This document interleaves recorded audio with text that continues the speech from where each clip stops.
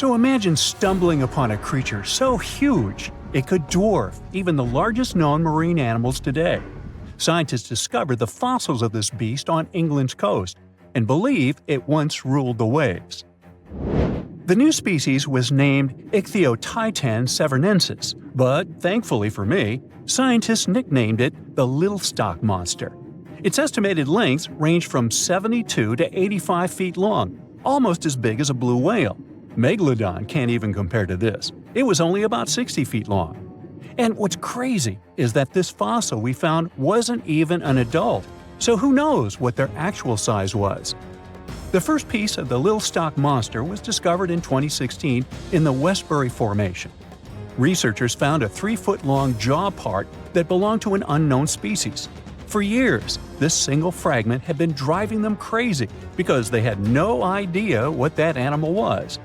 Then, in 2020, a miracle happened, of sorts. A father with his 11-year-old daughter found the second piece of fossil on a beach. This discovery led to more findings. Finally, in 2022, the last piece of the literal jaw puzzle was found, buried along the Somerset coast. This Leviathan belonged to the Shastasaurid family. Both the little stock monster and other Shastasaurids had one ancestor, so all the species in this family are super similar to each other. For example, all of them were the largest marine reptiles ever to exist. Although our little stock monster is much larger, most Shastasaurids could grow up to only 69 feet long, and it's possible that the little stock monster, when fully grown, would reach up to 100 feet or even more. Both of their bodies were just perfect for cruising the ancient seas. These marine titans were elegant and slender, with an elongated snout. Other marine animals at the time were smaller and looked more like dolphins. Shastasaurids had long paddle-like limbs adapted for efficient swimming. Their skulls show large eye sockets, which means they had excellent vision. If you were in the ocean, no matter what time it was or where you were hiding, they could spot you. They were also incredibly fast and could dive to great depths. Of course, all these things made them the most terrifying predators. They ate pretty much everything, including fish and squid, and you if you were there. They probably captured their prey like whales, opened their huge mouths, and literally sucked the fish in. What made the little stock monster especially scary is that it wins in the jaw competition. For other Shastasaurids, their jaws were a bit weaker, so they hunted smaller fish, kind of like today's orcas. They required vast amounts of food. This shows us that the Earth's Triassic oceans had rich, productive food webs. But the little stock monster has this unique feature. It could open its jaw almost 90 degrees upwards. It also had tons of powerful muscles around. Its jaws were horrifyingly strong. So while others were hunting some squids, the little stock monster probably hunted large fish and even other marine reptiles. Fossils of Shastasaurids have been found everywhere in the world, from North America to Asia. This means that these creatures dominated and terrorized the oceans for millions of years, although even they weren't completely safe from scavengers. And that's exactly why we struggle to find these fossils now. Scavengers didn't leave any remnants of them. So, while we have some fossils of this marine family, they mostly remain a mystery for us. They lived in the oceans about 200 million years ago, in the late Triassic period. The Earth looked completely different back then. All continents were united in one Pangaea, a huge landmass. Some parts of this supercontinent were covered with lush conifer forests, while others were dry deserts and open prairies. It was before the famous Jurassic period, but there were already first pterosaurs and amphibians. It seems like those monsters were crazy resilient. The Triassic period was super unstable, but they survived through many changes in the environment. Well, until the last one. The Triassic extinction came out of nowhere. It was one of the Earth's big 5 extinction events. It wiped out almost all species on the planet, including these leviathans. It's still not clear what happened exactly, but it looks like there was a huge tectonic activity. Volcanoes in the oceans were going crazy back then. These massive volcanic eruptions have probably altered the climate and ocean chemistry, leading to the extinction of many species. Scientists have a theory that it might have happened because there was a rain of comets flying to our planet from the Oort cloud. This likely happens about every 200 million years or so. I wasn't around then, so I'm just guessing here. In any case, after the extinction, the Earth took some time to recover. Then it entered the famous Jurassic period. More terrifying sea monsters were on the way. One of them left us a colossal skull. This fossil is 150 million years old, and it also belonged to a sea beast from Jurassic times. They called it the T-Rex. The name is very fitting. This monster could have broken a car in half with one bite. It was also discovered accidentally. A fossil enthusiast was walking along the Jurassic coast. This place is famous for having tons of ancient fossils, all because of the erosion in stormy weather. Typically, people find small spiral fossils here. However, this time, he discovered a giant sea monster fossil. Excited, he contacted scientists. They arrived at the spot right away and then had to carefully climb down a cliff to search for the rest of the skull. This fragment alone is 6.5 feet long. Turns out, it's a newly discovered species of pliosaurs, giant predators of the ancient seas. Pliosaurs were among the largest marine predators ever. Some of them grew up to 40 feet long. They used their huge teeth to snatch and devour prey, including other reptiles. Well, at least those creatures are far gone. But what about the horrors that still live in our oceans? Recently, biologists discovered the world's longest animal, the one that's still alive to this day. They found it off Australia's coast, on the Gascoyne coast, a very mysterious and unexplored place. There, underwater vehicles stumbled upon a frightening 150-foot-long siphonophore that's twice as long as many blue whales and 3 times as long as a humpback whale. Doesn't it kind of look like one of those toy string worms? But this creature isn't friendly at all. It's a string-like deep-sea predator. What's even more scary is that this isn't actually one creature. It's a colony of small clones working together as one. Basically, collective consciousness. Ooh, Borg. Together, they stretch out like a single long string in the water. This creature might be the longest siphonophore ever found, and it was discovered at a depth of around 2,000 feet. Siphonophores, similar to jellyfish, capture their prey by dangling stinging tentacles in the water. When their tentacles touch small crustaceans and fish, they get paralyzed, and then they're reeled up to the colony's body. Expeditions to Western Australia's underwater canyons were definitely worth it. Together with that siphonophore, scientists have discovered up to 30 potential new marine species. Among them were a new octopus or squid, a long-tailed sea cucumber, glass sponges, and giant hyroids, colonies of animals resembling upside-down jellyfish. None of them have been seen before in Australia. But most of them weren't as scary as the one that was recently discovered in the Gulf of Mexico. This creature is straight out of a sci-fi thriller, a 26-foot-long mangapinna squid or bigfin squid. It was discovered near an offshore oil rig at a depth of more than 7,800 feet. It has incredibly long elastic tentacles, which can be 15 to 20 times longer than its body. It holds them at right angles to its body, making it look even creepier, almost as if it has elbows. And yes, it's another deep-sea predator. These 10 tentacles probably help the squid trap their prey and drag it onto the seafloor. We barely know anything about this extraterrestrial-looking creature because they're very hard to find and study. And if you think their tentacles are awful, just check out these creatures with 20 arms. This thing looks like a facehugger. This new species is lurking in the frozen depths of Antarctica. Experts were searching for cryptic sea animals known as Promachocrinis, or Antarctic feather stars. They're kind of similar to starfish and sea cucumbers, but have an otherworldly appearance and can live up to 6,500 feet below the surface. It's called the Antarctic strawberry feather star. Despite its pretty name, its appearance is anything but cute. It has a bizarre strawberry-like body from which 20 spindly arms branch off. Its coloring ranges from purple to dark reddish, and the arms all have different lengths and thickness. Ooh. Who knows how many more of such scary creatures we'll discover in the future? Most of the ocean is still shrouded in mystery, whether we're talking about dark corners or creatures that are hiding in the depths. But sometimes, it gives us a peek into scary things it hides in its cold, dark depths. Like when you hear on the news that there are some deep-sea creatures washed ashore after a powerful storm once again. Some just look weird, while others are real monsters that live at depths of more than 3,300 feet. The coldest and deepest parts of the ocean have created one specific phenomenon called gigantism. So, sea spiders, squids, worms, and many other animals, mostly invertebrates, or creatures without backbones, they're all way bigger and scarier than the versions we see in the more shallow areas. In the Pacific depths, you can see a sea sponge as large as a minivan. Or what about the colossal squid that lives in subantarctic waters and is nearly 14 times longer than the arrow squid, a type that mostly lives in New Zealand?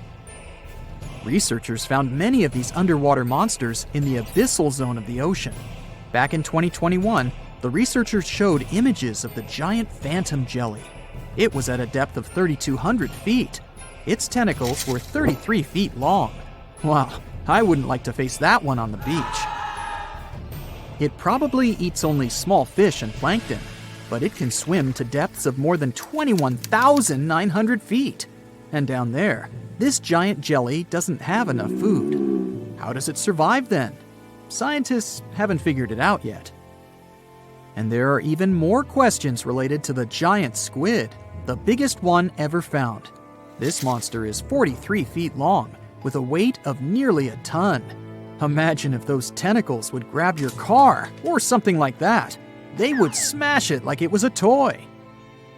There's no light in the abyssal zone. Sun rays just can't penetrate that deep. So there's no algae or underwater plants there. Local animals mostly eat snow. Marine snow is not like the regular one you build a snowman with. It consists of any small flakes or remains that fall from the surface of the ocean. Maybe even some leftovers that animals up there couldn't eat. So it's not much. But apparently, it's enough for very large creatures that hide deep down there, like giant squids. Squids that generally live at such depths don't bother going after their prey. They just wait until the poor animal swims right up to their long tentacles and falls into a trap. It may not be the best method ever, because not many animals will even swim into these dark, cold parts. But it's the method that saves energy. A giant squid eats only 1 ounce of fish daily, which is approximately 45 calories. That's nearly 50 times fewer calories than an average person should eat per day. So when a squid gets 1 fish, it saves it for a couple of days. I hope giant squids won't get the idea to go to the surface and look for food when there's not enough of it in the abyssal zone. And I hope even more that giant Greenland sharks won't get that same idea. You can find them at depths of up to 7,200 feet. They're twice as slow as we usually walk. They swim at a speed of 1.12 feet per second. Their slowness is part of the energy-saving mechanism that creatures down there need to survive. But they can speed up in the form of short bursts when they need to catch prey.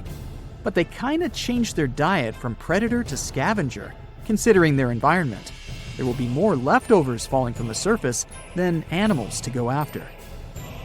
Greenland sharks grow just 0.4 inches per year, and they're mostly 20 feet long, which means they live for a very long time, sometimes up to 400 years. They also have a slow metabolism, and that's one of the main factors for their long life, too. Greenland sharks like to spend their time in cold waters. They're adapted to that, since their tissues have specific chemical compounds that prevent the forming of ice crystals all over their body. That means they have some sort of natural antifreeze. So what makes them so big? Scientists are still not sure, but some theories try to explain it. There's this thing called Kleiber's rule that says bigger animals tend to be more efficient. Just take a small fish and compare it to a whale with a mass hundreds of times bigger. The whale has a greater metabolism. It conserves energy more efficiently and loses less of it to the surroundings through heat. Moving on, bigger animals can ingest bigger prey. They're more likely to go through tough issues in their environment or defend themselves from predators going after them. Also, the body gets bigger when temperatures are lower. The Greenland shark is a perfect example. So are giant sea spiders. Sea spiders are generally common, and you find some very small ones at 0.04 inches. But in deeper parts of the Antarctic, they become 3-foot-long giants. They grow so big because the cold water has more oxygen. That way, more of it diffuses into the animal's body, and that allows it to grow bigger. Yeah, both as a creature and a nightmare. And how about this giant tube worm? Researchers found it accidentally while they were exploring the mysteries of the Pacific Ocean floor. They stumbled upon unusual hydrothermal vents. Volcanic heat is a thing that gets them going. As water seeps down through faults or cracks in the rock, these vents change their direction. When the water gets out of the vent, it's rich in different minerals and chemicals. Most animals wouldn't survive being around this toxic soup of chemicals, but not these tube worms. They came as a true surprise, because not only are they not bothered by these toxic vents and the almost boiling temperature of the water, but they developed entire ecosystems there. They're unique because they don't need sunlight to survive. Instead, small bacteria are their main source of energy. That bacteria gets their energy directly from these toxic chemicals. So it's not photosynthesis, but a process called chemosynthesis. And these tube worms don't have mouths. These bacteria live inside them. Strange story, huh? Plus, these scary worms reach up to 8 feet. Giant isopods are no better either. They lurk at the depths of the ocean of 1,640 feet or more below, far away from the sunlight, looking like some monstrous wood lice. They spend most of their time on the seabed, hoping to find some food falling from higher levels of the ocean. Check out their small hooked claws at the ends of their legs. Isopods use them to remain more stable while moving around the ocean floor. Since there's no light, they have long antennae that help them feel their way around. These sensory antennas are about half the length of their body. Giant isopods have pretty big eyes compared to their body size, too. They can grow over 12 inches from head to tail. And these fellas are really patient. Remember how we said animals down there rarely get food? Sometimes they need to wait for years to get a proper meal. That's why their metabolism is amazingly slow. 5 years later. They can go for 5 years without eating anything. Imagine that. I get hungry just talking about this. In 2006, a biologist did research to compare the differences between the shallows and the deep sea regions. He realized the deep sea mirrors the island rule. First, isolated parts of land develop biodiversity you won't find anywhere else. Second, small-bodied life there grows much bigger when it's isolated, compared to life on large land masses. Resources are limited, but also competition and predators. And we don't know much about these deep-sea creatures.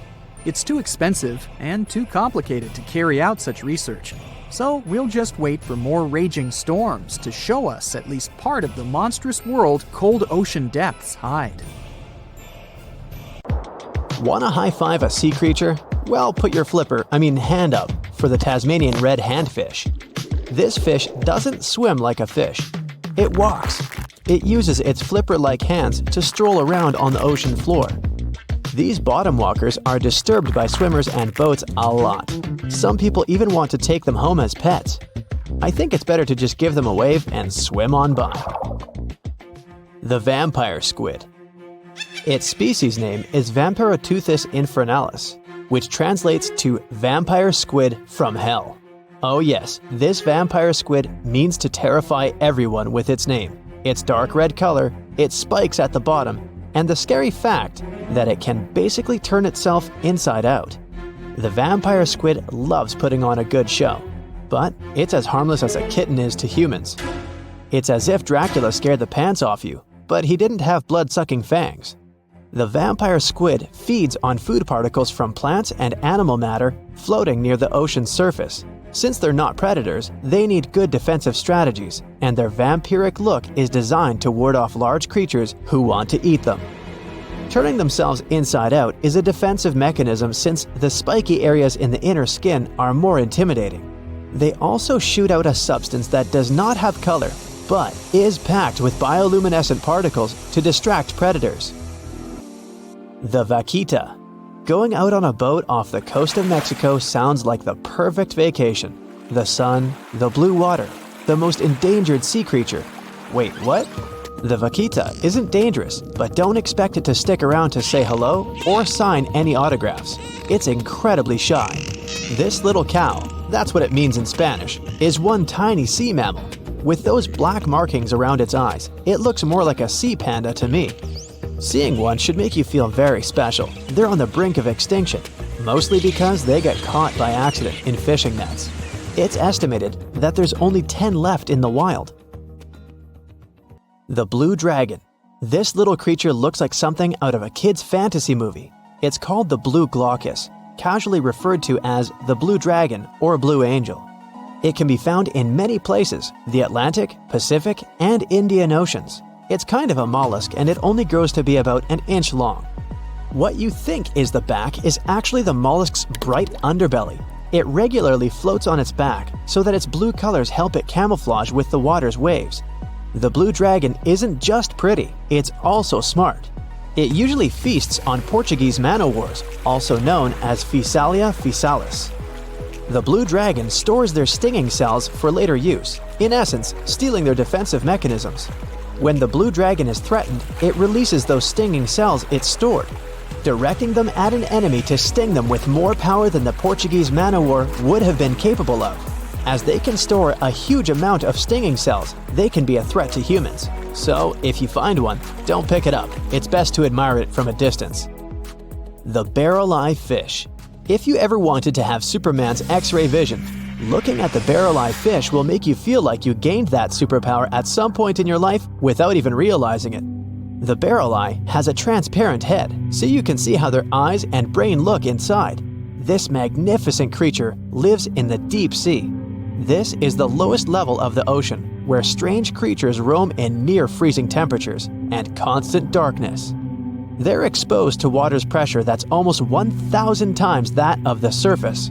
If the idea of the deep sea sends a shiver down your spine, stay tuned to learn about another of its creatures later on. The barrel-eye fish can be found in the Atlantic, Pacific, and Indian Oceans. You might be wondering, why oh why would a fish have a see-through head? And that would be a fair question. Since the species was discovered in 1939, it was believed that the fish's eyes were set to see straight ahead and couldn't move. So it was assumed that they had tunnel vision. Scientists Bruce Robinson and Kim Reisenbichler from the Monterey Bay Aquarium Research Institute recently discovered that the fish can move its eyes vertically to see through the top of its translucent head, thus noticing if there are predators or prey nearby. The transparent head also allows more light to enter so they can detect prey better. It's believed that the barrel-eye fish eats jellyfish and small fish species. If you dive in the ocean at night, you might be lucky enough to see how orange ball corallimorph blooms in the dark. But make sure to be quick because as soon as you turn on your flashlight to take a good look, it will retract its tubes back into itself. The Megalodon. The whale shark isn't the biggest shark known to humans. If the entire shark species were a kingdom, the prehistoric Megalodon would be the ruler of the sea. Megalodon roamed the ocean a long time ago. About 15.9 to 2.6 million years back between the early Miocene and late Pliocene eras. While they've long been extinct, people are still amazed to learn about these gigantic sea beasts. Megalodon could reach anywhere between 45 feet to 60 feet in length with jaws more than 6 feet wide. A fossil of a tooth that once belonged to a megalodon measured at 7 inches. Needless to say, I'm pretty stoked that these guys have long been extinct. But there's still some adventurers out there hoping to meet this monster one day. The Dumbo octopus. This adorable creature, or creepy creature, or however you want to see it, is officially called Grimpoteuthis. More casually, it's referred to as the Dumbo octopus, named after the Disney character. Though Dumbo, the elephant, not the octopus, was teased for his big ears, it's highly unlikely that this adorable octopus gets teased by its water neighbors. They are the deepest living octopuses, living in the deep sea. And you know how scary that place is. They're only about 8 inches tall and spend their days hovering just above the seafloor eating snails, worms, and other food they find in the current or near ocean vents. There are nearly 17 species of Dumbo octopus, and they all have differences in height, color, and body parts. If you can't get enough strange animals, you'll be glad to learn that the deep sea has barely been explored by humans. So, keep an eye out. There are bound to be more fascinating animals discovered in the deep in the future. The sea angel. These creatures might look and sound pretty cute, but their diet is far from sunshine and lollipops. Their favorite food are sea butterflies. They lay mucus traps for them and wait in ambush. The squat anemone shrimp. This shrimp is tiny, only 0.5 inches. It's also known as a dancer shrimp because of its peculiar behavior. When agitated, it raises its bottom above its head and does a little dance. Divers also say it readily jumps on their hands and cleans them. The coconut crab. This guy may look pretty creepy, especially when the sun goes down. Mature coconut crabs are around 3 feet in length. Their preferred foods are coconuts, but they can also hunt down lizards and even large birds. The slender snipe eel. Slender snipe eel is a slim and long creature that's still a mystery for marine scientists. It's 4 feet long and it has at least 750 bones in its spine, which is much more than any other animal in the world. The sea pen. Sea pen is 7 feet long and it has a lot of varieties, but most of them look indeed like a pen or a quill. The similarity is even more striking when the animal has a water-filled bulb that anchors it to the floor. The Persian carpet flatworm. This creature looks indeed like a carpet, despite being very small by comparison. It's only 4 inches long, able to become both male and female. It doesn't really mate with other flatworms. Rather, it fights them for the right to bear posterity. The flamingo-tongued sea snails. Tourists love these extraordinary snails for their pretty colors, thinking it's a shell, but in fact, the shell is quite dull and hidden underneath colorful soft tissues. They eat softer, toxic parts of corals and store their toxins to protect themselves. The stonefish. Stonefish aren't going to win any beauty contests, unless the pageant is for best rock look-alike. Their tiny unreflective eyes and rough skin blend in perfectly with their environment. A large head, an even bigger mouth, and a home full of, it's rocks. And just because you're on the beach doesn't mean you're safe. Stonefish can survive for 24 hours out of the water. Stepping on one or even handling one won't be that fun. Their dorsal fin spines have extremely strong venom. It shoots out when they get stepped on, and it can lead to paralysis or even heart failure. You'll need help fast. No wonder they're one of the most dangerous creatures in the water, or anywhere. Be careful when scrambling around rocky areas. They love to play hide and seek. The deep sea dragonfish. If there were a prize for the most hideous fish in the ocean, the deep sea dragonfish would win. With slimy, scaleless skin, massive teeth, and a face only a mother could love, this bad boy of the sea is nothing to mess with. It likes to swim between 700 feet and 6,000 feet below the surface of the ocean, where the waters are the darkest and coldest. Along with some other creatures on this list, the deep sea dragonfish relies on its bioluminescent body parts to catch prey.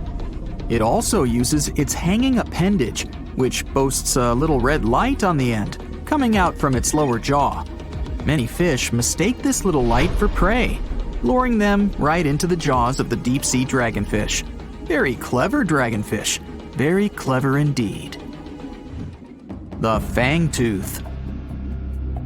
The Mariana Trench is an underwater trench with a depth of 35,000 feet, nearly 7 miles below the ocean surface. Let that sink in. While scientists know the Mariana Trench exists, it's one of the least explored places on Earth. It's also the deepest area of Earth's oceans. And although many creatures down there probably haven't even been seen by humans yet, scientists have had the creepy pleasure of getting to know the fangtooth. The fangtooth fish shamelessly lives up to its name. Just look at that thing. The fangtooth is carnivorous and feeds on just about anything it can find that gets caught in its sharp-toothed mouth. These fish rely on their contact chemoreception to find prey. In other words, they can sense chemical residue that comes off of other living organisms in the deep sea. This is because they don't have any light-producing cells on their bodies, unlike many other deep-sea fish. On top of all that, it's pretty dark down there, so whatever crosses their path, they chomp on.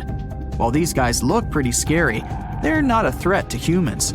They only grow about 7 inches long. Even so, I wouldn't want to run into one of these things during a relaxing swim in the ocean. The Dunkleosteus. Strangely enough, this prehistoric fish, known as the T-Rex of the seas, had no teeth. Those were replaced with bony plates that allowed it to have the strongest bite among other monsters of its size. The goblin shark. If you thought the movies about sharks were scary, this next deep-sea creature will make you swear off going for dips in the ocean forever. However, it lives 3,000 feet underwater, so you'll never likely see it face to face. The goblin shark looks like a cross between a shark and a creature from your worst nightmare. These sharks boast a protruding sword-like snout with a jaw that juts out to match. Unlike other sharks that have more of a gray hue, this creepy thing looks not so pretty and pink. Aside from their scary demeanor, what do scientists really know about the goblin shark? Well, not much, except that they can grow up to 18 feet in length. Looks like there's still a lot to learn about these guys, if you dare to. By the way, did you know that sharks don't sleep? Many species have to keep water moving over their gills to get oxygen, so they can't fall into a deep sleep like we do. That's why they stay half awake during rest. Typically, sharks don't even close their eyes. The cookie cutter shark. This shark is a living horror, with lower teeth being big and sharp, while the upper ones are much smaller. When its teeth fall off, the shark eats them to maintain calcium levels. Pretty smart solution for a shark. The frilled shark. Studying the frilled shark is like looking through a portal back to prehistoric times. That's because scientists think that these eel-like sharks haven't changed much since their oldest ancestors roamed the deep sea waters, so they're sometimes referred to as living fossils. These sharks' mouths are filled with a terrifying 25 rows of backward-facing sharp teeth, 300 in total. They're designed to grasp prey and hold them tight so they can't get away, according to early studies of the shark conducted in 1884 and published in the Bulletin of the Essex Institute. Luckily for swimmers, the frilled sharks live between 390 feet and 4,200 feet below the ocean's surface, so they'll probably never run into them. Probably. This is probably the worst nightmare of any dentist. The northern stargazer. Take a look at this cutie. The northern stargazer is definitely not something you'd wish to see on the ocean floor. This horrid creature hides its body under the sand, leaving its face above to wait for prey. The tasseled wobbegong. Here's another carpet shark on our list. It lies low on the bottom of the sea and patiently waits for its prey to come by. The Australian ghost shark. The Australian ghost shark isn't really even a shark, but a very bony fish. It's also a living fossil. It hasn't changed within the last 400 million years. Believe it or not, sharks and humans have a common ancestor that lived around 440 million years ago. Even though we both evolved in our own way, there are still some signs of that connection. For example, the genome of an elephant shark is very similar to humans. The Leopleurodon. This list of terrifying creatures would be incomplete without mentioning the terrifying and prehistoric Leopleurodon.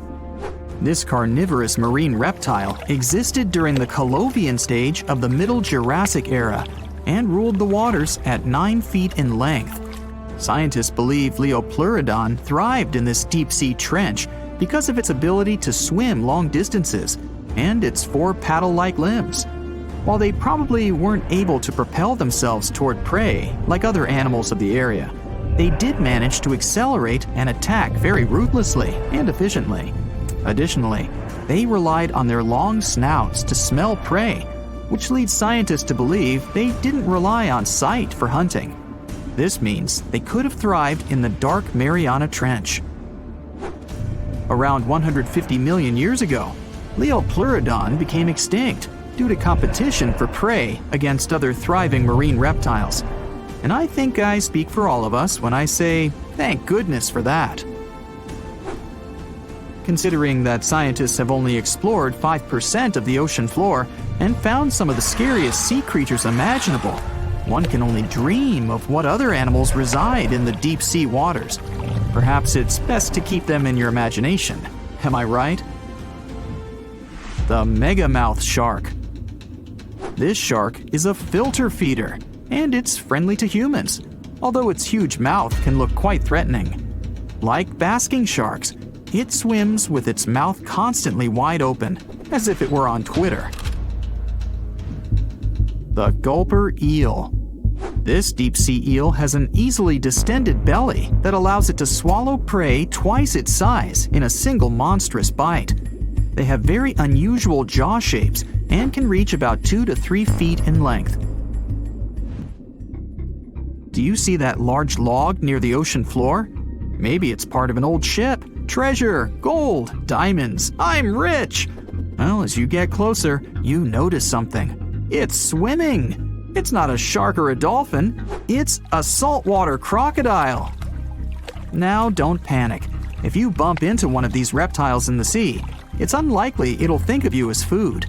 Crocodiles have a special valve in their throat that stops them from drowning underwater, but that doesn't mean they can't bite. Usually, they're heading to a nearby island, and the quickest way there is to body surf. They can't really take the ferry, you know. Watching one from a distance should be okay. Just don't swim to shore right away. They love to ambush their lunch in shallow water. If there's one time I'd want to see a great white shark, it's when I'm diving with crocodiles. They'll gladly take a crocodile-sized nibble, given the right motivation. Think you know what lurks in the depths of the ocean? While nearly 95% of our oceans haven't been explored yet, it's hard not to let your imagination run wild. But thanks to brave explorers, deep-sea cameras, and awesome archaeologists, we do know about some pretty incredible sea creatures living in our waters today, and millions of years ago. From the 9-foot spider crab to the 60-foot prehistoric megalodon, these sea dwellers come in all shapes and sizes. But let's focus on sea creatures famous for their huge size. Can you guess which living species of whale is the largest? Well, it's not the orca, but that's a good guess. The orca is a toothed whale that can grow to anywhere from 23 feet to 32 feet, which is slightly smaller than a school bus. How about the narwhal? Nope, they're not the biggest either. These unicorns of the sea live mainly in Arctic waters and only grow 13 feet to 20 feet in length, and that's including their 9-foot tusk. Tired of guessing? Okay, I give in. The largest whale that still exists today is the blue whale. At a jaw-dropping 82 feet to 105 feet, the blue whale is not only the biggest whale we know of, but is currently the largest animal to have ever lived on Earth. Seriously. These animals are bigger than a T-Rex, and even the prehistoric Megalodon. If you were to put a blue whale next to a school bus, it would look like it could swallow it. Think about that. According to National Geographic, a blue whale's tongue can weigh the same as an elephant. And their hearts can weigh as much as a car. That doesn't even sound possible. It's no wonder these giants need to eat about 4 tons of krill every day.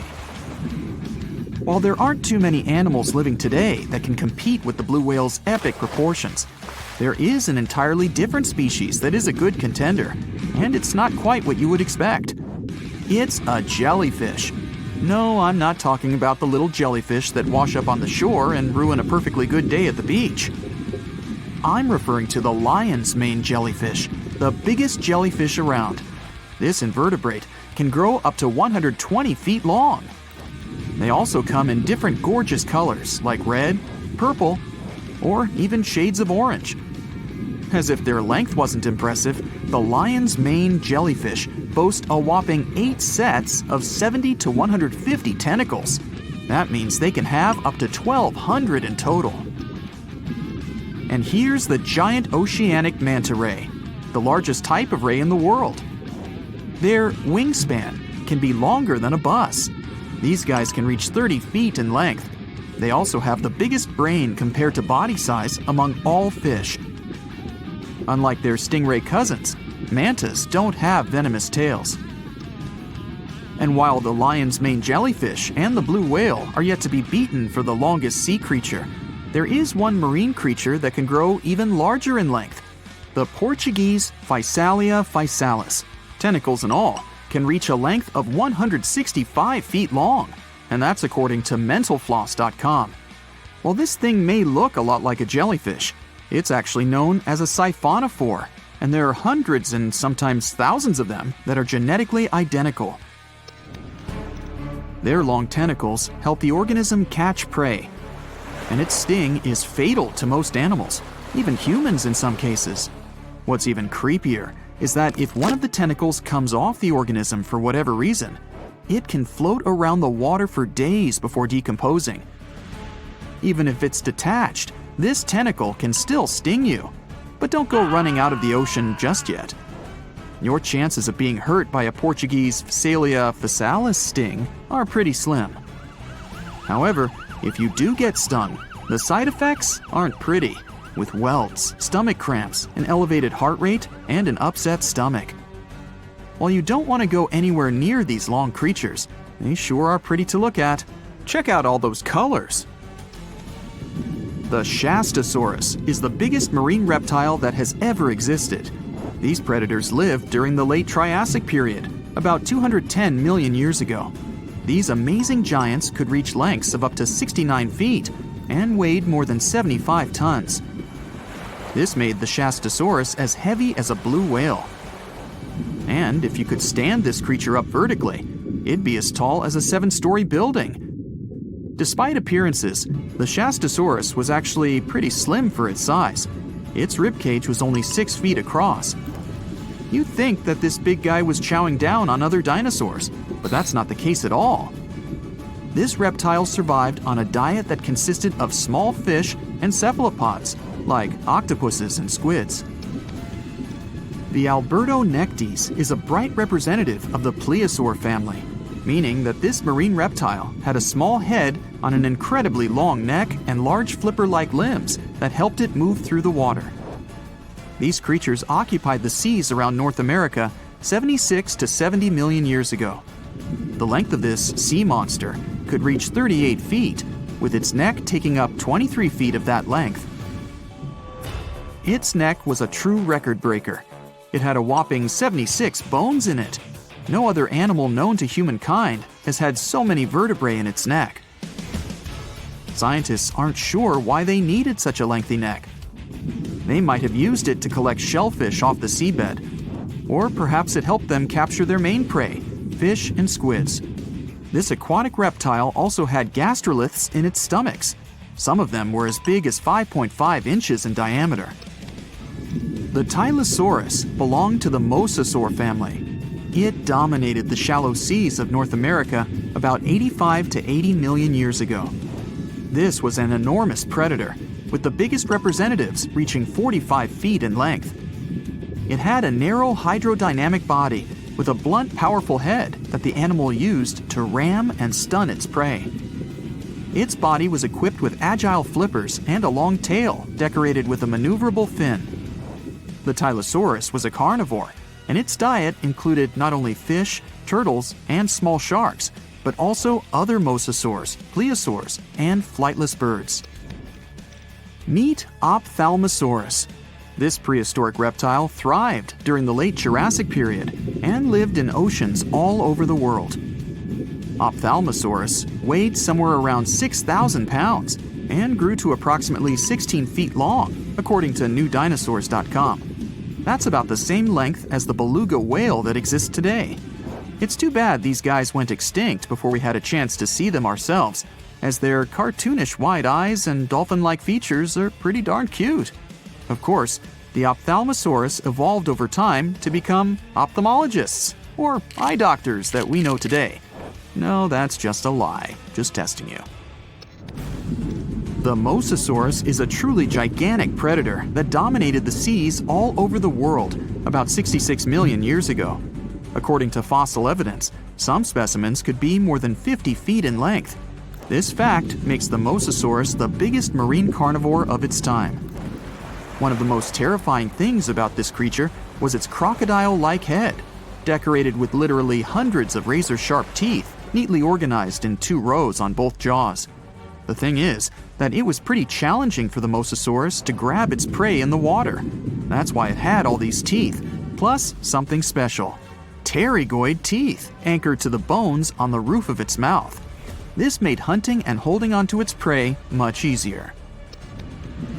The Styxosaurus belonged to the plesiosaur family and lived during the late Cretaceous period, around 85 to 70 million years ago. Upon first glance at this dinosaur, you might mistake it for a sea snake, and it'd be an honest mistake. Styxosauruses were about 35 feet in length, but over 16 feet of that consisted just of their long snake-like neck. They had a comparatively small body and weighed approximately 4 tons. Their mouths were full of razor-sharp cone-shaped teeth that they used to catch fish. They didn't need to chew their prey, thanks to the 200 small stones called gastroliths in their bellies that probably aided in digestion. At the same time, some scientists believe that the Styxosaurus used these stones to sink to the ocean bottom in search of particular types of fish. Looks kind of like Nessie to me. It looks like a prehistoric creature that came from the time of dinosaurs. This scary beast is called the basking shark. It can grow up to 39 feet. People have only reported 3 of them in the past 160 years. The last sighting was in 2015, and before that, about 80 years ago. These sharks sometimes rise to the surface to filter out small animals, such as shrimps and other small crustaceans, when they want to have a nice, tasty seafood dinner. But when there isn't enough grub at the surface, they go down to the depths of almost 3,300 feet, where they tend to stay for months, which is something researchers discovered using satellite tags. Tag, you're it! Now, basking sharks like to spend their time in more temperate waters, but they can migrate long distances. They live across the globe, but in warm tropical or subtropical areas, they won't go near the surface because they're not fans of high temperatures. The lion's mane jellyfish is not that rare, but it's fascinating how large it is. It's the biggest among jellyfish species and the longest animal. Its total length can reach 120 feet. That's approximately 23 feet more than the longest blue whale scientists know about.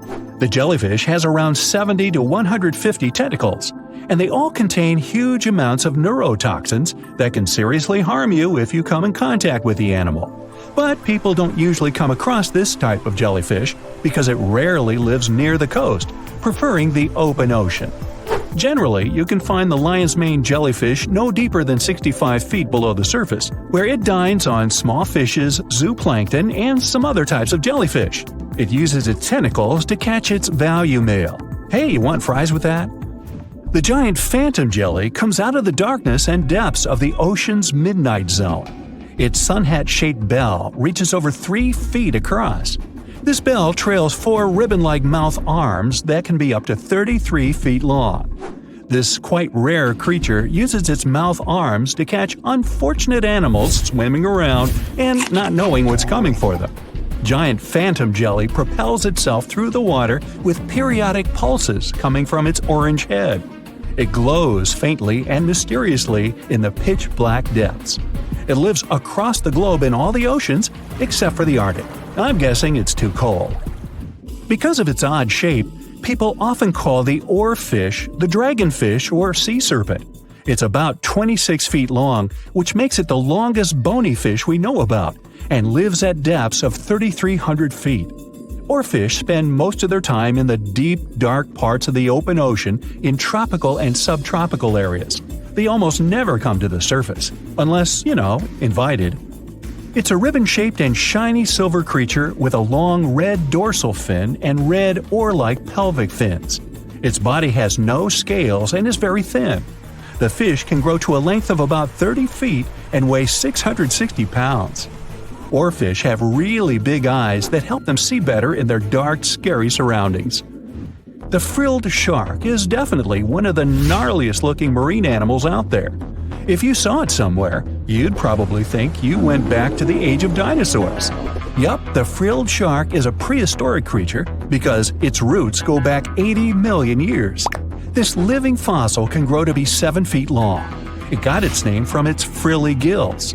Even though frilled sharks have the shark part in their name, they swim similar to an eel in a distinctly serpentine way. Its mouth is terrifying. Similar to the maw of the great white shark, it has 300 trident-shaped teeth lined in 25 rows. Hey, come a little closer, huh? Researchers discovered this creature in the 19th century, but people rarely see it, and no wonder. It usually lives at depths of between 390 and 4,200 feet. Most of the time, the frilled shark feeds on squid, swallowing them whole. Its long jaws allowed the frilled shark to gape extra wide and swallow animals half as long as its entire body. Goblin sharks are very rare. Researchers have spotted fewer than 50 of them in more than 120 years. But maybe that's for the best, since we're talking about a pretty scary fella with a narrow snout and sharp teeth. It's also capable of thrusting its entire jaw outward when it wants to catch something. Sounds familiar. As it's lurking through the dark depths of the ocean, a goblin shark sees a small squid that looks quite yummy. The dangerous animal inches toward the squid. When the poor creature notices the predator, it tries to dart away, but it's too late. The shark has already thrust its jaw the whole 3 inches out of its mouth. This jaw is connected to the flaps of skin the shark can unfold. This helps a lot because the goblin shark is a sluggish animal, so it's pretty hard for it to chase its food. After finishing its lunch, the goblin shark puts its jaw back in its mouth and swims away as if nothing's happened. Goblin sharks mostly live at the bottom of the ocean. Like many other shark species, they prefer swimming alone. Here's a silver-colored creature with very rough skin. That's the ocean sunfish, with a total length of almost 11 feet. Its other name is mola. The ocean sunfish is the heaviest of all bony fish out there. People sometimes call it a swimming head because of its bizarre appearance. These creatures have such a weird shape because they're born with a back fin that never actually grows. It just folds into itself as the animal matures and creates a rounded rudder. The sunfish is a bit clumsy. It moves with the help of its mighty fins that allow the animal to swim on its side. This marine inhabitant is a solitary creature. It mostly feeds on zooplankton and jellyfish. The spotted wobbegong is one of the world's rarest sharks. It grows to be more than 10 feet long. It may not look as terrifying as some of its shark relatives, but it's pretty good at catching unsuspecting animals swimming past, mostly during the night. The animal has a spiracle, which is why it can breathe while staying still at the bottom of the ocean. It's motionless most of the time, which is why you can barely notice it. Its flat body and large pelvic and pectoral fins blend in with the underwater terrain. That's why they're so good at hiding. This ability helps when these sharks want to protect themselves too. Wobbegong means carpet shark. They usually live close to the ocean floor in coral reefs, on sandy bottoms, and under piers. People have even spotted the shark in the water that is barely deep enough to cover its flattened body. Now, blobfish lack teeth and bones, so they can't actively hunt. Since they don't have much muscle mass, they can barely move around. Hey, I had a roommate like that once. They get their energy from animals they scoop up from the seafloor. They also know how to conserve this energy. That's how it usually goes with deep-sea creatures. They don't have as much food as those animals that swim closer to the surface. Instead, they have special body mechanisms that allow them to save energy for the times when they don't have much to eat. Pressure at the depths where the blobfish lives is 120 times as high as that at the surface. That's why the bizarre creature looks like a weird gelatinous mass only when you bring it up to the surface. The pressure here is not strong enough to keep its body together. Hey, breaking up is hard to do. The white margin stargazer could compete with the blobfish for the title of the ugliest animal in the sea, don't you think? Now, this animal has eyes on the top of its head, together with an upward-facing mouth which the creature uses to hide itself in the sand. That's where it spends most of its time, with only its eyes protruding from the sand. It chills this way until some small animal passes by. It can lunge at its target incredibly quickly, literally within milliseconds. This creates a vacuum in the water that pulls in a crab, fish, or some other small, unfortunate animal. Another tactic involves venom. This fish has a venomous spine in its shoulder blade that helps with catching other animals and defending itself against enemies. Even though it's not related to the electric eel, the white margin stargazer can generate an electric shock as powerful as 50 volts. Ow! 450 million years ago, no, I wasn't around then, the sea level was higher, coral reefs started to form, the climate on our planet was stable and warm, not even dinosaurs were around yet. The time when bony and jawed fish we know as sharks appeared. They've been dominating the oceans and making other marine creatures flee in fear ever since. Many of them, like great white sharks, have evolved and adjusted to life in the open ocean as hunters with a pretty high position in the food chain. They're less diverse today than before. One of the reasons is the asteroid strike from the age of dinosaurs. After it reduced the number of shark species, only smaller and deep-water kinds that ate primarily fish survived. They started getting bigger over time. Near the surface, sharks such as makos or great white ones develop faster movements and are somewhat between gray and blue to blend in with their surroundings. The epaulet shark can even walk on the land. It can't take a walk on the beach because it can't breathe outside of the water, but it lives on coral flats in shallow tropical waters, so it can walk in kind of a crawling motion. But deep down below, there are mysterious, alien-looking, often huge shark species that didn't come to the surface, which is why they didn't need to adjust to the new environment and different conditions.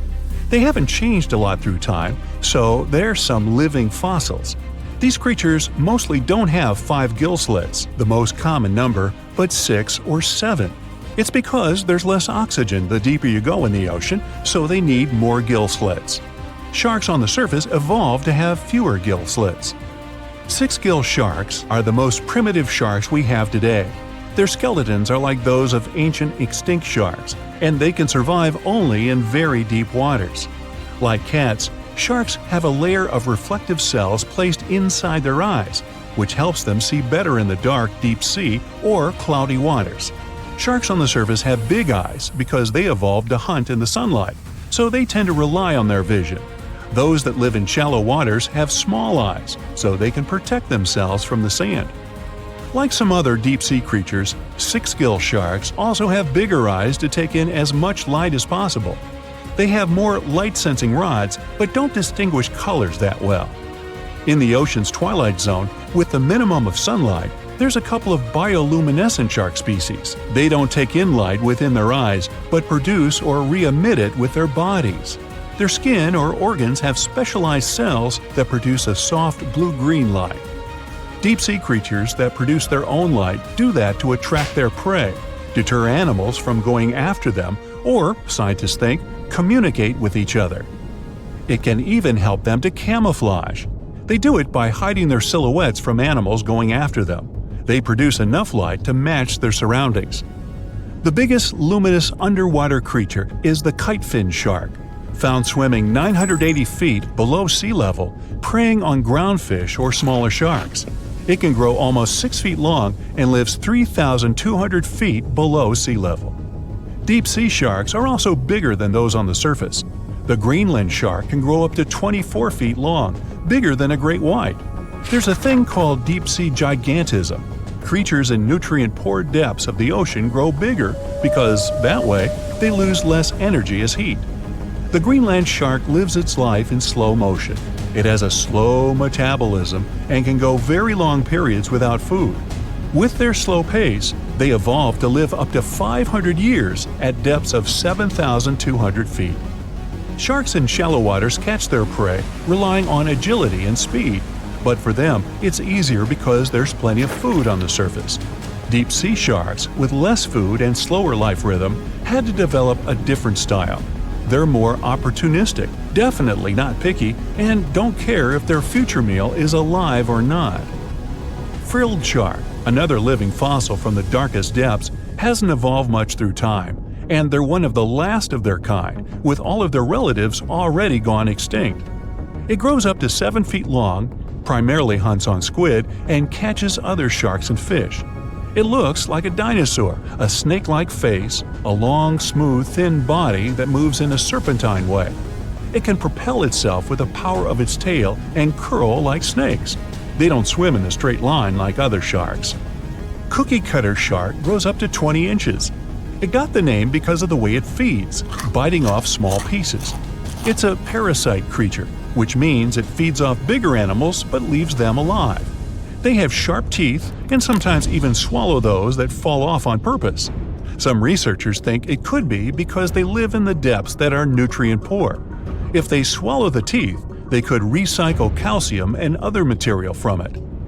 Prickly shark is a rare and unusual creature with many thorn-like denticles and 2 small dorsal fins. It lives mostly in the depths of the Pacific region up to 1,900 feet. Ghost sharks are not even real sharks, but fish closely related to them and rays. They have big pectoral and pelvic fins, 2 dorsal fins, pretty big eyes, and unlike their cousins, have a single external gill opening. Ghost sharks have slender tails and can grow up to 80 inches, silver to blackish color. They sometimes live in rivers and coastal waters, but also in the depths of the ocean of 8,200 feet or even deeper. They are pretty weak swimmers, so they tend to feed on invertebrates and small fish. Goblin sharks.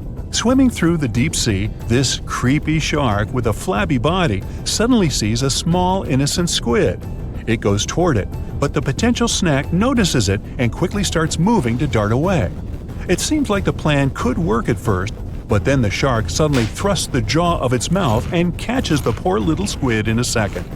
After the meal is finished, the animal simply fits the jaw back into the mouth and goes away as if nothing happened. This is possible because it has a jaw connected to 3-inch-long flaps of skin, which is why it can unfold from the snout. It can grow up to 12 feet long with a weight of 460 pounds. Scientists think goblin sharks are mostly active in the morning and evening. The shark has a long, prominent snout and specific sensing organs on it. It uses them to sense electrical fields in the dark oceanic depths. Seven-gill shark is a big cow shark, brown to silver-gray on top, white underneath, black and white spots, with a thick body, a small dorsal fin, and a wide, blunt snout. It can grow up to 10 feet long, mostly lives in the depth of 1,870 feet, but you can also find it in deep channels and bays. It can be aggressive toward humans if provoked, so don't. Like most deep-sea creatures, it's an opportunistic hunter that's not quite picky but likes to go after dolphins, seals, porpoises, and other marine animals. Megamouth sharks mostly live in the depths of 15,000 feet and spend most of their time in the dark, like me. Scientists discovered it in 1976 because it went near the surface at night to feed on zooplankton. That's the only time these sharks go there. During the day, they return to their quiet, dark, and mysterious depths. They are filter feeders, which means they keep their mouths wide open while swimming, so they filter the planktons they like to eat. There are organs that produce light inside of their mouths, which attracts potential prey, such as pelagic crustaceans. These sharks live in the deep parts of the ocean, but you can rarely find them below almost 2 miles. Scientists think some other, stronger bony fishes outcompeted them. Deep parts of oceans became oxygenated around 70 million years ago, and sharks have been around way longer. But bony fishes adjusted and adapted efficient ways to use oxygen, while sharks were slow with adaptations, so they lost.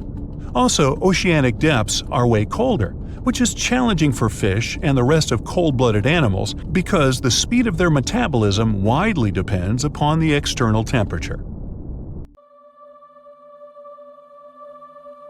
Within the ocean waters, somewhere in the southern hemisphere, a ghostly black shadow looms deep down in the depths. Suspiciously swimming far below, the Megalodon is hunting for its next meal. With the appearance of a great white shark, but 3 times the size of the largest ever recorded. Its intimidating design has evolved over millions of years, creating the ultimate natural predator.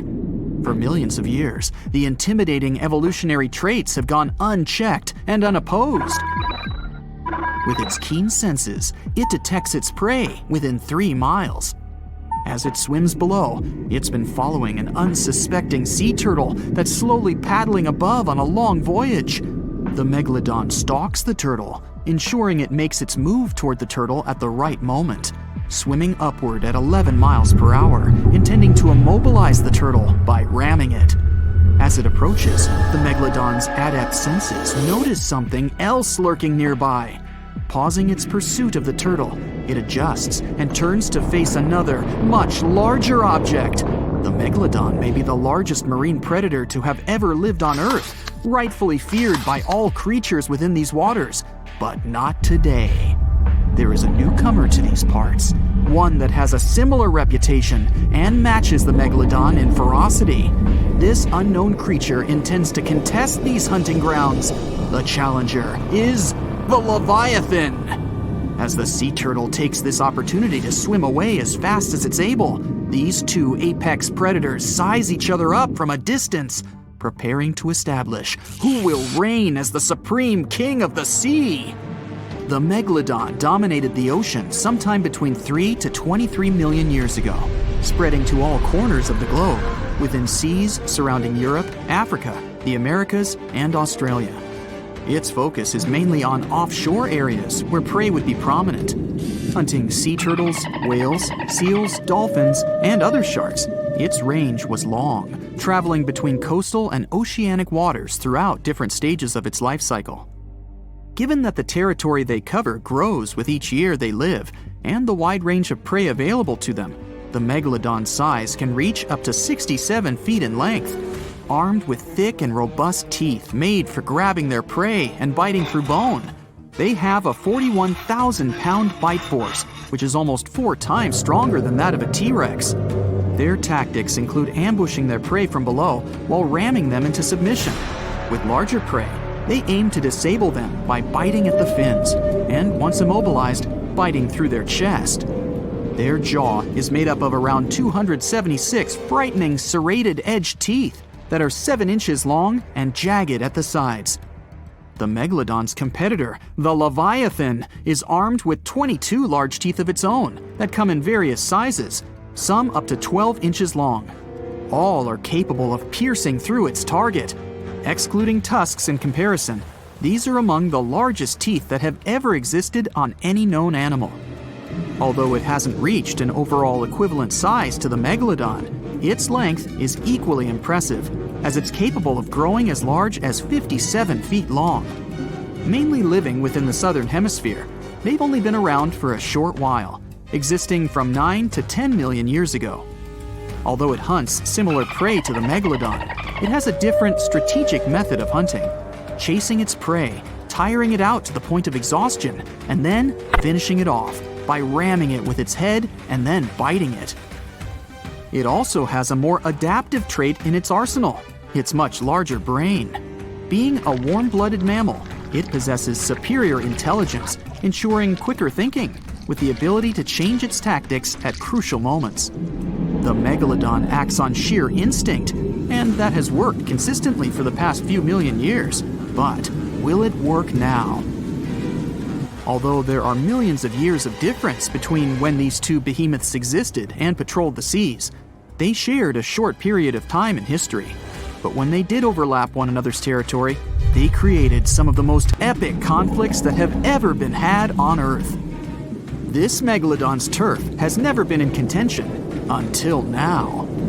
As the Leviathan approaches, observing the much larger megalodon, it's hesitant to make the first move, as generally, anything that it has come across before attempts to escape immediately, causing a chase to begin.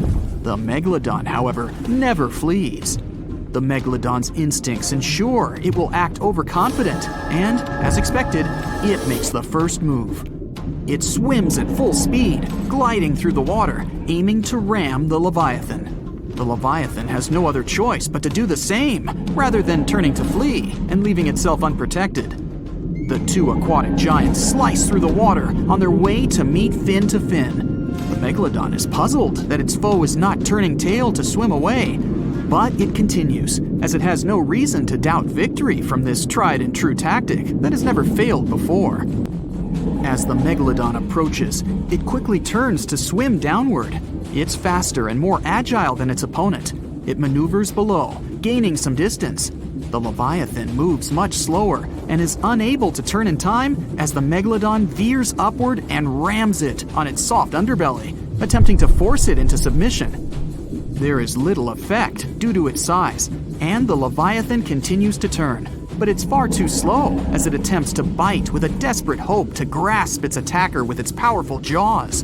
The Megalodon easily swims away from its toothy trap, quickly retaliating by taking aim at the tail and fins, chipping away at little pieces as it bites, then quickly retreats, continuing this routine over and over, trying to disable the Leviathan's defenses.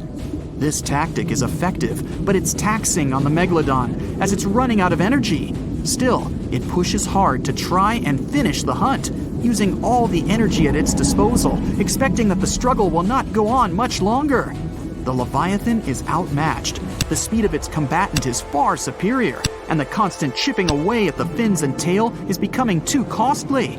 Upon realizing its abilities are surpassed and that it's helpless to resist the constant array of attacks, it attempts to swim away, maneuvering as it flees, desperately trying to obtain some distance from its aggressor.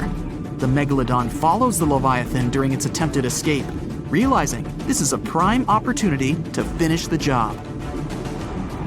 The Leviathan swipes its large tail as it swims, trying to repel any further attacks from the Megalodon. It hits the Megalodon and stops it in its path with every advance. As the Leviathan continues to swim away, it sustains energy with ease. The Megalodon, on the other hand, is quickly running out.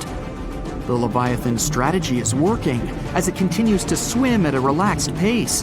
The Megalodon eventually runs out of energy, unable to continue at the same pace. But its instinctual arrogance won't let go.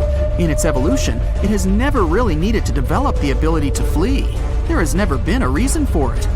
Over millions of years, it's never been outmatched, but that is all changing now. As they press on, it's clear that this is a contest between a marathon swimmer and a sprinter. The Leviathan continues to conserve its energy wisely, while the Megalodon, starved of energy, continues to pursue, becoming slower with every flick of its tail, to the point that it's unable to maintain the chase. Upon realizing its foe is exhausted, the Leviathan turns toward the Megalodon. Now, with dominant speed and maneuverability, it spreads its massive jaws, grasping the Megalodon's spine, ending the struggle and ensuring its victory. The challenger, the Leviathan, is a novice in comparison to the ancient Megalodon, but thanks to evolution, it ensured its eventual victory. This guaranteed its reign as the top predator, and arguably the greatest predator to have existed on Earth. Unfortunately, it would only be a short reign. No, there wouldn't be a larger or more superior foe to take the mantle. The world would begin to change. The Earth would soon go through a cooling trend, which would cause the main prey of the Leviathan to go extinct. And without a food source to sustain this hulking beast, it was unable to continue. But this led to other similar predatory animals taking its place. The killer whale, sharing similar characteristics, eventually replaced its predecessor. The Megalodon would then retake the mantle by default due to the absence of its victor. Continuing with its prior successful strategy and broader food source, it ensured its prolonged survival. But as the seas cooled even further and became much shallower worldwide, it became more difficult for the Megalodon to reproduce. The suitable shallow areas that were necessary for nurseries quickly disappeared, and without these, the Megalodon too eventually went extinct. And just like its former opponent, other smaller sharks were able to adapt to these changes in the shallower waters, ensuring a more diverse pool of predators to dominate the seas. Many terrifying animals live deep beyond the waves, like this vampire squid living 3,000 feet below the surface in almost complete darkness. This animal has a cloak like a vampire's. That's why it's called the vampire squid. Deep down at the bottom, it can't use ink to defend itself. So this animal has developed an unusual tactic. It glows slightly to scare away predators. If this tactic fails, the vampire squid can turn its body inside out, revealing tiny spikes. When you translate its scientific name, Vampiroteuthis infernalis, it literally means vampire squid from the nether. Despite its terrifying looks, it's a harmless ocean animal. This previous creature was not from space, but this object definitely is.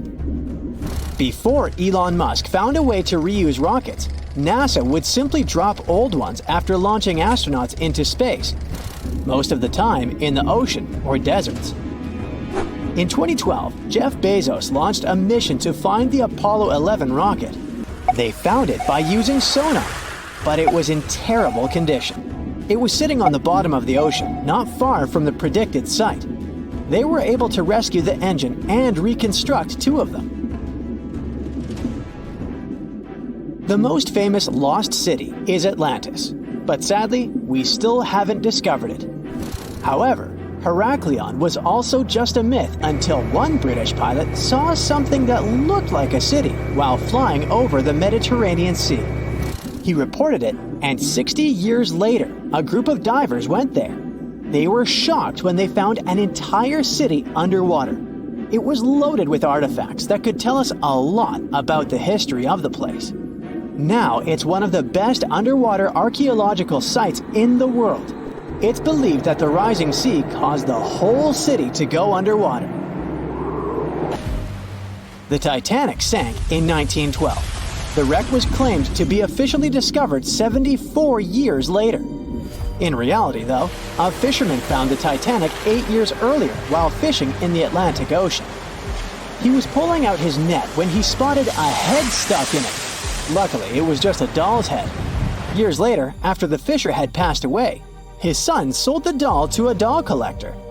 She did a lot of digging and research on every person who had a porcelain toy on the Titanic. She found the owner of the doll.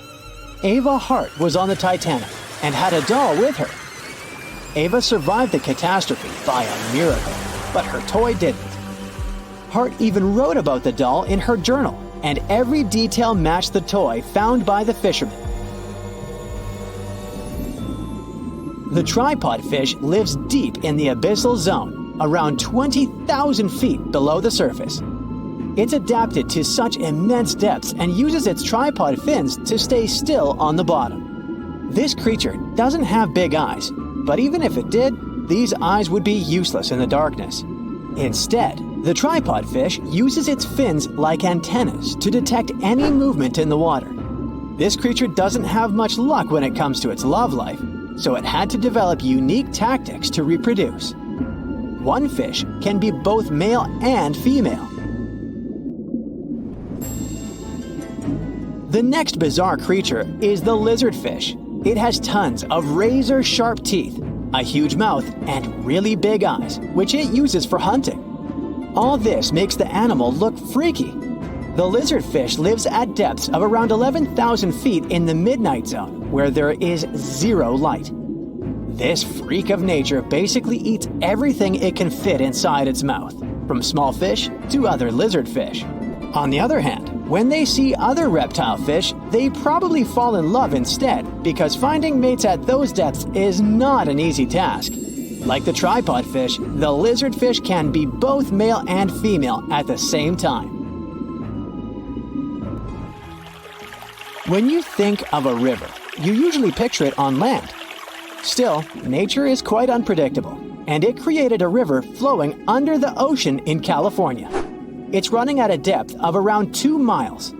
This river has everything that an ordinary river has: sunken logs, trees, and rocks. And despite its uniqueness, it's not the only one in the world. There are also others in the Amazon and Greenland. A terrifying creature was discovered near Angola's coast by a remote operating vehicle.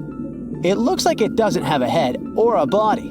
It was sitting at a depth of around 4,350 feet below the surface. After doing research, Scientists concluded it wasn't anything from a sci-fi movie, it was just a cluster of siphonophores stuck together. In 2015, some random guy was diving in Caesarea, and something shiny caught his eye. He reached out, grabbed it, and realized it was a gold coin. After that, he examined the bottom and found out that there were many more. He reported the incident to the local authorities, and they concluded that he had found Arabic treasure. The coins were made of solid 24-karat gold and were a few thousand years old, but due to the perfect salinity and temperature, they looked brand new. The coins belonged to a ship carrying cargo. It was caught up in a storm and unfortunately sank.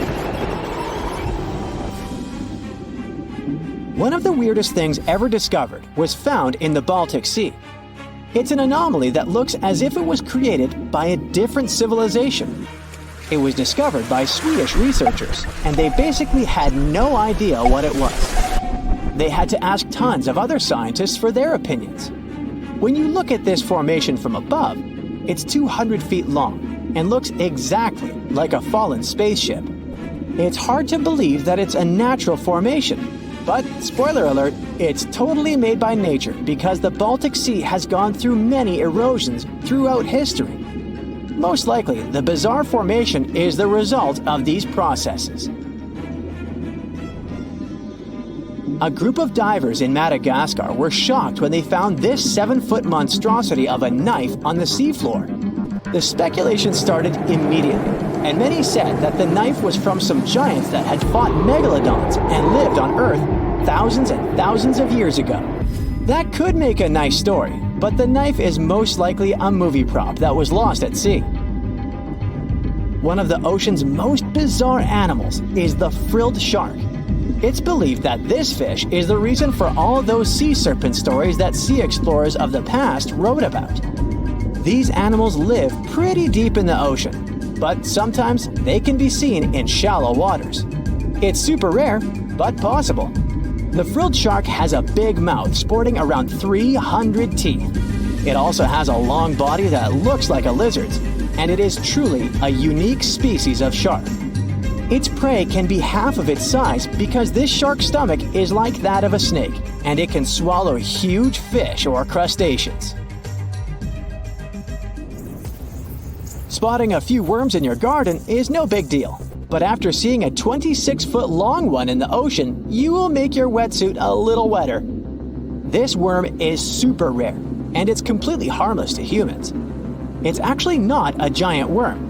It's a cluster of zooids that are stuck together in a worm-shaped formation. They usually only eat plankton, bacteria, and other tiny things that can be found in the ocean.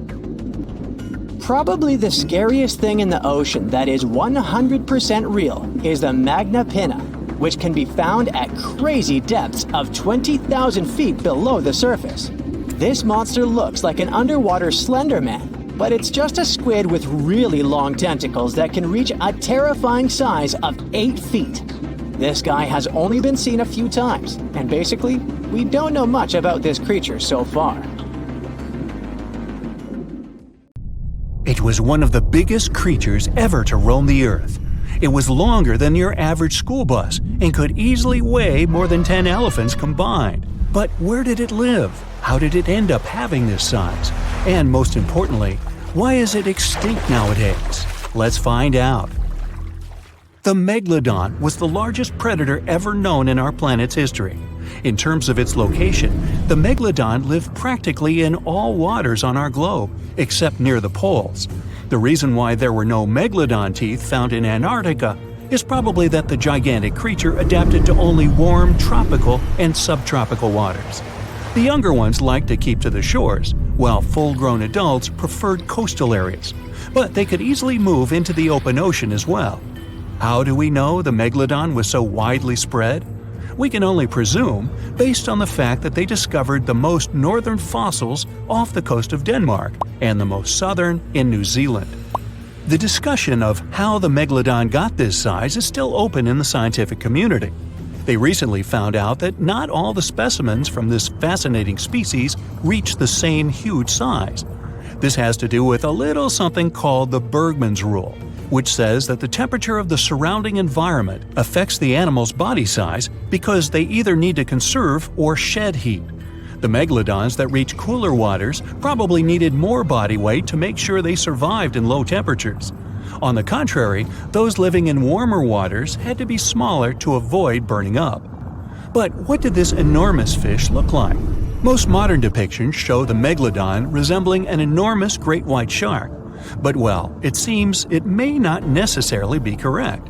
The megalodon likely had a much shorter nose and a flatter jaw that looked almost squashed when compared with a great white shark. It also seems to have something in common with the modern blue shark: extra-long pectoral fins. They needed these to support their weight and size while navigating the planet's waters. Lastly, the lady megalodons, seem to have been about twice as large as the gentlemen. As for their offspring, even a small megalodon was enormous, at least 6.5 feet from nose to tail. How do we know that? Because specialists have stumbled upon megalodon nursery habitats in Panama, Maryland, the Canary Islands, and Florida. Even the piles of used diapers were enormous. Nah, not really. Surely the scariest aspect of the megalodon's looks was its mouth. I mean, think about it. Megalodon had whales for dinner, so it obviously needed to open its mouth wide enough. Scientists have estimated that its jaw would span a mind-boggling size, 9 by 11 feet wide. Just to paint you a better picture, that means it could have easily gulped down 2 adult people side by side. Wait, which 2 adults? Those impressive jaws also feature 276 teeth. Based on modern reconstructions of the force of its bite, it looks like it may have been one of the most, if not the most, powerful animals of prey ever to exist. For comparison, humans can have a bite force of around 1,300 newtons. Today, great white sharks have been estimated to be able to bite down with a force of over 18,000 newtons. The megalodon tops all the records, with an estimated power of bite up to 10 times greater than that. It could basically crush a car with very little effort. Its teeth were also pretty amazing. Similar to sharks, the megalodon was fast in replacing its broken or worn teeth. With 4 or 5 rows of teeth in its mouth, it basically acted like a conveyor belt, growing back damaged or missing teeth within about 48 hours. This means that an adult megalodon probably would have grown several thousand teeth throughout its lifetime. It was nice of them to do that, though, since it's probably one of the reasons why megalodon teeth are so common in fossil records, and we're able to study them properly. To maintain its impressive physique, the megalodon had to eat somewhere around 2,500 pounds of food per day. Can't wrap your head around that? Well, it was the equivalent of 1 1/4 cows per day to survive. It's like if you had to eat 3,300 cans of tuna every day. I've used the word megalodon a lot, but have I mentioned where it comes from? When translated from Greek, it means giant tooth. Ah, those clever Greeks. However, this giant shark's full scientific name is a bit more complicated: Carcharocles megalodon. But are these gigantic predators actually extinct? We tend to believe so, but let's be honest for a second. We've come to know more about the surface of Mars than the depths of our oceans. Like, we've only explored 15% of our oceans altogether. Who knows what may be lying out there in the deep? Maybe some ancient predators? The Mariana Trench is the deepest oceanic trench on Earth. The Challenger Deep, its deepest part, is so deep that you could dip the whole of Mount Everest in there and it would still be over a mile above the surface. That's deep. If a megalodon or two ever needed a place to crash, that would be a discreet enough location. However, the Mariana Trench is not a particularly comfy place to be in. Because it's cold and steeped in total darkness and all. The temperatures here are around 36 degrees Fahrenheit all year round. And to top it all off, the pressure is 1,000 times stronger than at sea level. So it's safe to assume that if any megalodon is hiding in here, its teeth and bones might not be looking so good. Because of the intense pressure here in the Mariana Trench, proteins and calcium start to dissolve and disintegrate. That's why, for example, the Haddell snailfish, the deepest dwelling fish we've discovered, has evolved to feature flexible cartilage instead of bones. To survive here, The megalodon would also need to learn to navigate in complete darkness. That means they would have to either become luminescent or evolve to grow massive eyes like the giant squid. While it may sound like an intriguing and good idea for a movie script, most scientists don't think it's possible. Why? Well, most of them say it's because of the megalodon's size. Most foods that megalodons like to eat live in shallow ocean areas and not in the deep sea. Specialists believe that if these animals were actually still roaming our waters, there's no way we wouldn't know about it. They would need to come up for dinner every now and then, right? Their food is also the most likely cause of why the megalodon is not alive anymore. While some specialists believe the megalodon became extinct because of a drop in the ocean water temperature, most scientists suggested that the shifting food chain dynamics may have been more to blame. Why? Because at some point, there was less and less of its primary food source, baleen whales, and at the same time, the numbers of its natural competitors, like smaller predatory sharks like the great white shark and whales, increased. The megalodon did live on this planet a lot more than we did, and way back when we didn't even exist yet. They were here for nearly 70 times longer than we, modern humans, have, inhabiting the oceans for around 20 million years. Homo sapiens appeared around 300,000 years ago. The megalodon managed to survive for so long mostly because of its unbeatable size. I mean, they can make a meal out of almost everything in the sea at the time. We may think about both of them as prehistoric creatures, but the megalodons and the dinosaurs never coexisted on Earth. The dinosaurs probably died out about 66 million years ago. Megalodons seem to have appeared a bit later.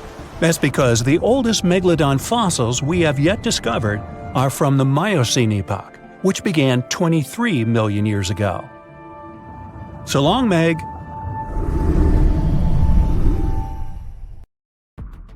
What's the scariest predator under the ocean? The crocodile? Huh, I don't think so. Loch Ness Monster? Please, it never existed. How about the Kronosaurus?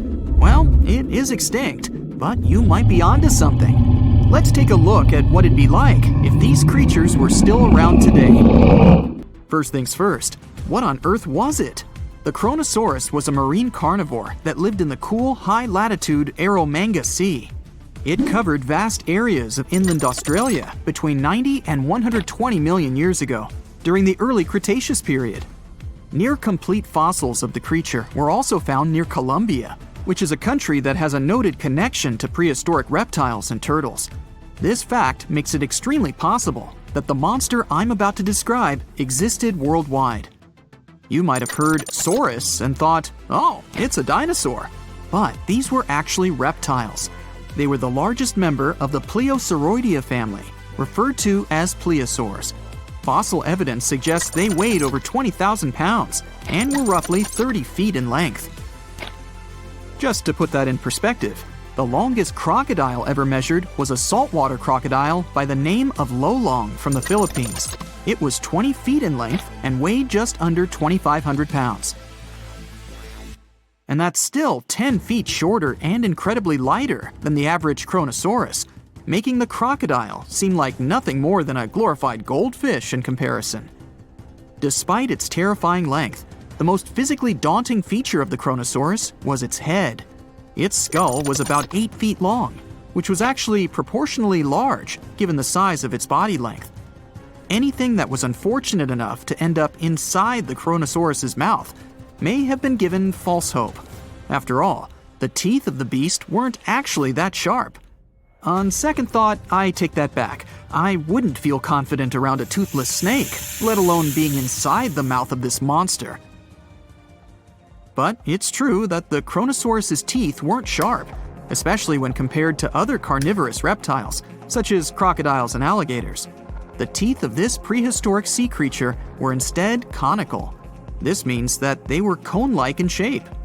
Unfortunately, this lack of sharpness didn't make them less dangerous. The teeth were enormous and could be up to 12 inches long from the crown tips to the bottom of the roots. This obviously meant that the Kronosaurus had an extremely powerful bite. It was estimated to be up to 30,000 newtons, which is almost twice as powerful as the bite of a large saltwater crocodile. Because of the bluntness of their teeth, They weren't suited for twisting their prey once in their grasp, but the size and shape of the teeth made them perfect for simple open and shut biting. They would have had no problem crushing hard objects such as the toughest of shells any sea turtle could offer. Just like crocodiles, the Kronosaurus is believed to have had a short neck. This may have been an adaptation to allow the beast to successfully catch small evasive animals. Their body, in general, was fusiform and streamlined. This means it was narrowed at both ends and had very little resistance to the flow of water. The Kronosaurus was also equipped with 4 paddle-like limbs. The hind limbs were larger than the front ones. They could span approximately 7 feet in diameter. All in all, this set the Kronosaurus up to effortlessly propel itself through the waters and be an ultimate predator. Predator X, if you will? That's the name that was given to the fossil of a creature discovered near Svalbard, a Norwegian island group, in 2009. The fossil was identified as a 50-foot-long, 100,000-pound monster with a bite force of 33,000 pounds per square inch. This might be the highest bite force of any known animal. Although Predator X is yet to be classified as any specific type of animal, it was definitely a plesiosaur like the Kronosaurus. And even if it wasn't Predator X, the Kronosaurus was still most definitely a ferocious titan when it roamed Earth's oceans. The Kronosaurus actually got its name from the Greek mythological figure of Cronus, the father of Zeus. Cronus was viewed as a titan from a generation of super powerful beings. So what was it that the Kronosaurus, this terrifying monster, actually feasted on to satisfy its appetite? This creature was known to eat sea turtles, squid, and other larger marine reptiles of that time, such as elasmosaurids and ichthyosaurs. This suggests that if crocodiles existed in the realms of the Kronosaurus, they too might have turned into lunch for the beast. There's evidence from the fossil remains of the Kronosaurus that suggests that they also feasted on sharks, which I know is a disappointment to those of you who view that beast as the king of the ocean. Not when the Kronosaurus was around, my friend. In any case, grounding all kinds of food into small pieces to help digest them would have been difficult without small teeth. This explains the presence of rounded stones found in many of the remains of these sea creatures. Researchers believe these stones may have been swallowed to control buoyancy or to help process food. It's also entirely possible they were accidentally swallowed while feeding on other animals from the seafloor. As if the Kronosaurus even needed to be a meanie with its already existing power and size, there's also evidence to suggest that it indeed might have been. It turns out that after using all its impressive attributes to catch its dinner, the Kronosaurus first liked to play with its food, like a cat does with a mouse. I guess since the hunt was so easy for them, they needed to get their fun from somewhere else. Well, I think now you should have a good idea about these creatures. So let's ask ourselves what it would be like if they were still around today. And by the way, why aren't they? Well, the Kronosaurus was completely finished off by the same KT meteor that took out the dinosaurs 66 million years ago. But even before this catastrophic event, they were coming under increased pressure from an even bigger and more vicious family of carnivorous marine reptiles known as mosasaurs. You can't always be a top dog, I guess, or rather, top marine reptile. But what if this never happened, and they were still roaming Earth? Well, this might be obvious, but can you imagine what kind of impact that would have on sea tourism? Based on the impact that famous movies about sharks and killer whales had, what do you think the presence of a Kronosaurus in the ocean would do to beaches? The very creature that would eat sharks and whales for breakfast. Beaches would certainly become a great place to go for a quiet walk, because nobody else would even be there. And what about such activities as boating, surfing, and scuba diving? You think anyone would dare try them, knowing that this 30-foot beast could be lurking beneath them? Let's give humans some credit and assume most of them wouldn't. This would cripple the global sea tourism industry, which is responsible for earning roughly $143 billion every year. Just to make sure this shocking point hits home, the most expensive yacht to ever roam the ocean was called the History Supreme. Its master bedroom was believed to have a statue made of T-Rex's bone and a wall made of meteorite rocks, as well as a 24-karat gold panoramic wall aquarium. Anyway, this yacht was worth nearly $5 billion, meaning you could buy 38 of them with the money lost in potential damages to sea tourism caused by the Kronosaurus. I'm sure that the yacht's owner was happy the beast never made an appearance in their luxurious aquarium. So luxurious, in fact, that some people believe the History Supreme, reportedly owned by some business genius from Malaysia, never even existed. Rumor has it that it was simply an elaborate hoax fabricated by the supposed designer. Anyway, I don't think the trouble would just stop there. People could actually be in serious danger, regardless of being near the ocean or not.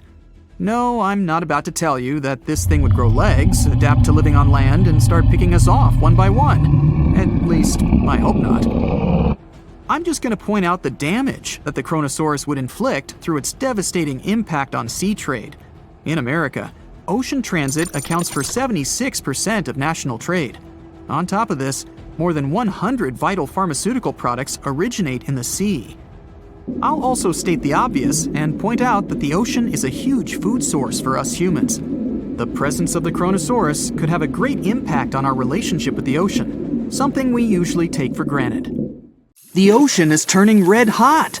You try to get closer for a better look, but you start feeling the air getting hotter and hotter, like reaching into an oven.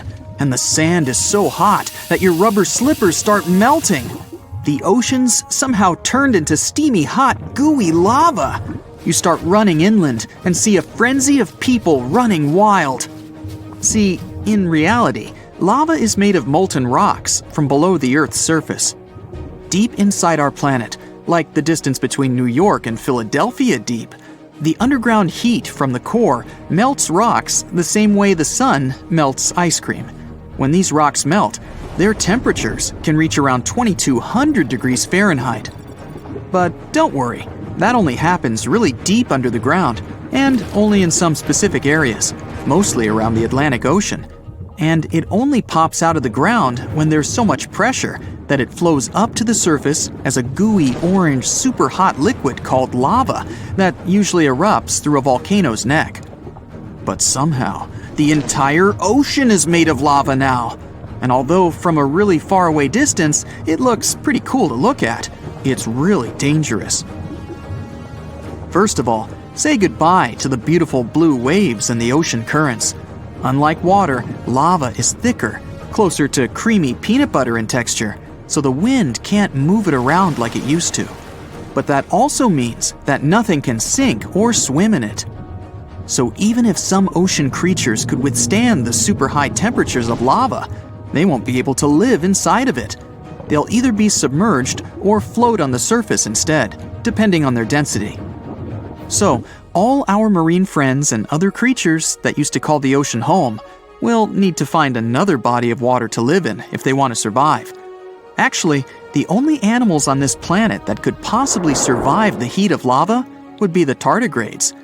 These cute microscopic creatures can survive in any extreme environment on this planet. From frozen, icy glaciers to hot and fiery volcanoes. They can even survive in outer space under the cosmic rays. You run away from the beach along with everyone else nearby. The atmosphere is getting thicker and it's not easy to see around you. You think to yourself, I should have stayed home. But home isn't exactly safe either. The heat radiating from all the lava alone would be intolerable for miles. So no more houses by the sea and beach resorts. You're gonna want to make sure you live as far away from the ocean as possible. Most of the coastal cities would become instantly uninhabitable, especially areas touching the ocean with more than one side. Places like Florida, California, and Central America would become mostly unbearable to live in. And that's not to mention island life. Most islands would be so hot that no animal or plant could survive.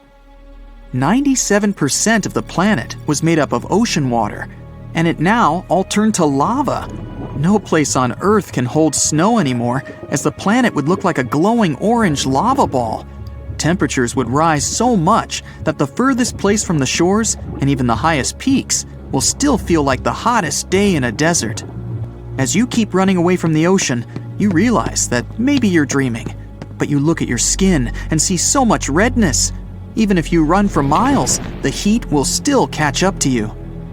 All the offshore oil rigs and ships in the middle of the oceans will face plenty of problems too. Their metallic composition would simply glow red and melt instantly when in contact with hot lava. And even if it doesn't melt, you better hope nobody happens to be on it. But in any event like that, they would have evacuated everyone. Meanwhile, at the North and South Poles, where the planet is at its coldest, all the ice that was covering the ocean is instantly melting in contact with the lava. It would then cool down and solidify into rocky black landmasses called igneous rocks that are often glassy in texture. The moment the hot lava cools down, huge clouds of acidic steam and gases get released into the air, covering the sky. Scientists call those lays, which is a combination of the words lava and haze. Kinda like when you exit the shower and all the heat comes in contact with the cold outside air, creating a haze, except this one would cover the whole North and South Poles, and it would be super toxic.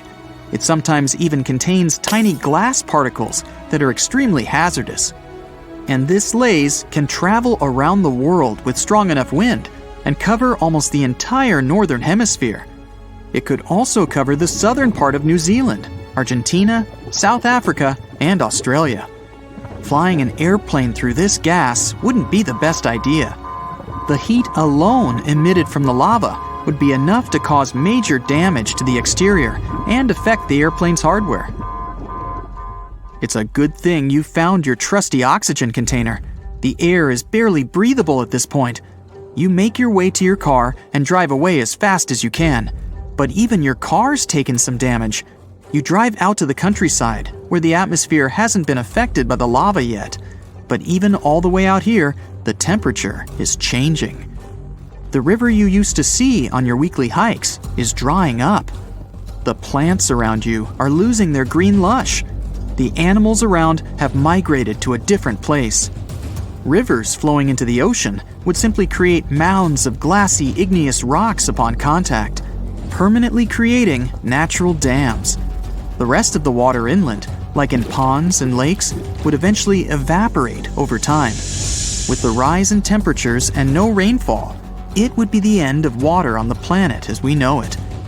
The huge mass of ocean water plays a major role in creating clouds and rainfall. Without water in the atmosphere, the sun's heat would add to the lavas. The world would be a huge barren wasteland.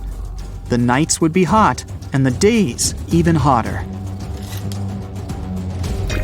Hop on the bright side of life together with our brand new tees, hoodies, and more. Click the link to pick your choice. Still, lava cools down eventually in contact with the cool air. So soon enough, the surface would start forming a thin layer of black crust that would gradually thicken over the years. The thicker the lava, the longer it takes to completely cool down on the inside. It would still be super hot though, but at least if you touch it, you won't be directly touching the burning lava. That's actually how many islands were formed, like the Hawaiian Islands, for example. They're fully formed by lava erupting from below the ocean that dried over hundreds of thousands of years. It accumulated layers over layers of solidified lava from below the ocean until it rose above the surface, forming islands and even mountains.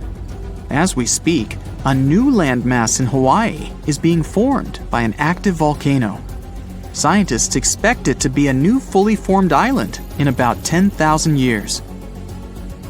So now, the view that used to be the blue ocean turned into steamy glowing orange slime that will in turn quickly transform into a solid black wasteland.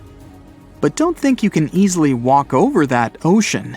It could take hundreds of years for it to fully cool down and turn into solid rock. Until then, walking on that dried lava crust would be similar to walking on a frozen lake, except that in this case, one misstep would cause you to fall into boiling hot lava instead of ice-cold water. Some regions would even take thousands of years to fully solidify. The Mariana Trench, the deepest region of the ocean is about a whopping 43,000 feet deep. It would actually take at least 5,000 years for that much lava to completely cool down. There are many planets out there that are so-called lava planets.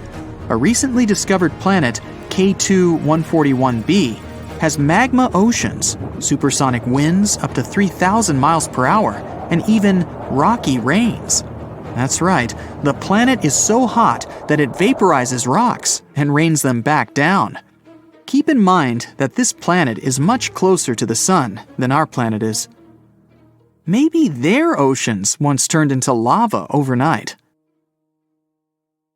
The sea, this unrelenting water beast, has been defying all attempts to tame it for centuries. Many ships driven by the wind have gone through the harshest parts of the world. Some have survived the struggle with the sea, and many have come off second best. It's the year 1834. A ship called the Pilgrim is setting a course to sail from California to Boston. The journey will venture around South America and then past Cape Horn of Chile. Richard signs up as a merchant seaman aboard the Pilgrim. This is his first voyage at sea. The crew tells Richard stories of the Drake Passage off Cape Horn, a route that's legendary for its dangers. Countless ships and sailors have disappeared in those waters. Since Cape Horn's discovery in 1526, it's quickly become known to all those that have sailed around it as the ultimate test of any mariner's skill and of any ship's strength. Those that have survived the journey call Cape Horn a sailor's nightmare. Jack the helmsman, a salty veteran, steers the ship towards this most dangerous of all routes. Jack has been aboard the Pilgrim since it was first commissioned in 1825. He's passed by the Horn many times, each time learning a different lesson from the tests provided by the sea. The Pilgrim has been refitted since its past voyage a year ago. Richard values Jack's experience, given that it's his first journey at sea. Jack assures Richard of his confidence in the Pilgrim, even though it's just a small wooden brig with 2 masts.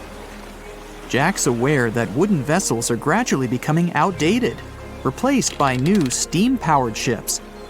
But Jack prefers the maneuverability of the Pilgrim and would take it over the steel ships any day. Richard is excited to be aboard. There's so much to explore in life as a merchant seaman, but the guy struggles to acquire his sea legs on the boat. Forceful winds make the Pilgrim move faster, providing Richard with a quick introduction to life at sea. At the same time, nothing can prepare him for what is to be experienced at Cape Horn. It's the southernmost point of land before Antarctica. The gap between the icy continent and Cape Horn holds the infamous Drake Passage. Approximately 700 miles between Cape Horn and the Antarctic Peninsula. Strong winds provide an uninterrupted, steadfast journey toward the Horn. But, as Jack tells Richard, the winds are more concentrated at the Drake Passage. They create a funneling effect, becoming stronger and more unpredictable. Richard is unsure of what this might mean for the Pilgrim, but understands that there's no easier route to travel around South America. A few days pass. The Pilgrim sails by the many islands that make up the western coast of Chile. Although the sea has been relatively calm, Richard continues to deal with his lack of sea legs. His movements are still not very graceful. The constant, ever-swaying deck rises and falls, and Richard finds it hard to get used to the motion. Random large waves hit the Pilgrim from every angle. The ship is quickly approaching Cape Horn. Richard looks towards great thunderous black clouds in the distance. "Welcome to the Horn," Jack says, half laughing. A wry smile upon his face soon disappears. The man gets serious, knowing what awaits them all. Stronger winds start blowing the sails as the crew scrambles to hang onto the ropes. Richard desperately sets to adjust the aft sails, adjusting for the constant change in strong southerly winds. Jack holds firm at the helm, knowing the importance of his role. He's wary of the swell. It can build very quickly the further south they travel. It's crucial the Pilgrim doesn't venture too close to the Horn when they approach. The great darkness that was in the distance is now all around them, filling the sky in every direction. Blackened clouds throw rain and hail down at the crew as they try to resist the enraged weather. Jack is directed by the captain at the helm, changing the direction of the vessel. The temperature has dropped significantly. Barely keeping the water from his eyes, he turns toward the port side bow to provide his face a brief break from the torment of the wind. Looking out into the distance, the man sees the Horn standing alone, surrounded by mist. It's a haunting sight. He steers the Pilgrim along the face of the Horn, the distance getting shorter. The waves shrink in height since the depths become shallower, but these waves are much steeper and their angle can cause more damage to the wooden vessel. Jack's unsure how much of these waves the Pilgrim can take before the hull is breached. Richard, still posted at the aft sails, watches the water and icebergs floating by. He's unsure how large they actually are, since they're mostly hidden underwater. But he knows to alert Jack if any get too close. Just one iceberg hitting the Pilgrim will be all that the hull can withstand. Dutifully, he watches over the side and into the distance. Icebergs aren't the only thing to look out for. Rogue waves are common in these seas as well. The connecting Antarctic and Pacific Oceans, mixed with stormy weather, form waves together. This creates much larger rogue waves. Such waves have been known to reach up to 100 feet tall. They can destroy most vessels in their path. It'll surely be the end of the Pilgrim if it comes across a rogue wave. Strong currents adjust the route of the Pilgrim, as though the Horn is trying to lure the ship toward its rocky shallows. Slowly, they are getting pulled closer toward the Horn. Jack is fighting the current at the helm. Spinning the wheel, he strains his body as much as he can. Grunting, he plunges the wheel from the port side to starboard and back again. The captain keeps yelling directions. To a novice, they're extremely confusing. But Jack, a hardened veteran, continues to interpret the directions with ease, steering to readjust their course away from the Horn. The captain orders Richard to assess the hull below the decks. With the level of pounding the Drake Passage has provided so far, it's surely harmed the ship in some way. Richard runs to the deck as another sailor yells something at him, but the noise of the sea makes it difficult to hear. A wave hits the side, flowing onto the deck. Richard manages to hang on to the mast before he's almost swept overboard. The entire front deck seems to be underwater. Hanging on as the water rolls off the sides of the ship and waiting for it to clear, Richard watches the Horn slowly go past. Still, it beckons toward the Pilgrim, as though asking for its dues from the crew. The currents are still pulling the ship, while the storm is raging on, with no end of the struggle in sight. The storm is growing ever larger and fiercer. Richard gathers himself to head below and assess the damage. After a slow descent to the lower decks, Richard can finally look over the hull from the ship's quarters.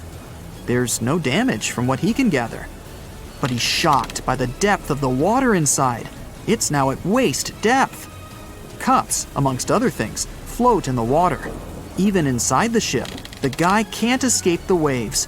Unable to make sense of it all, he stands frozen, listening to the almighty power of Mother Nature outside. The sea roars even more wildly, waves constantly thudding against the hull. It sounds like a somber drumbeat, a slow countdown to the demise of the Pilgrim. Richard forces himself back to the terrors of the above decks, grasping onto the rails to carefully walk the slippery stairs. He leaves the disturbing creaks of the wooden decks. They're soon replaced with the strained sounds of the ropes, the yells of other sailors, and the deafening roar of the sea crashing all around him. Jack is at the helm, focused on his role, still fighting the wind and the waves, even with the addition of ice and frost. It seems that the world around him has set its heart to distract the man from his duty, but Jack pushes on determinedly. For 9 days, the Pilgrim fights the constant changes in stormy weather, facing all kinds of obstacles, but the ship manages to make it through. As they leave the storm behind, the crew sets their course north for their final destination. The sight of the sun peeking through the dark clouds is the most relieving thing Richard has ever experienced. Unfortunately, Richard lost his rations at some stage during the storm. At sea, if your rations are lost, it's your own bad luck. Luckily, Jack is kind enough to share some of his.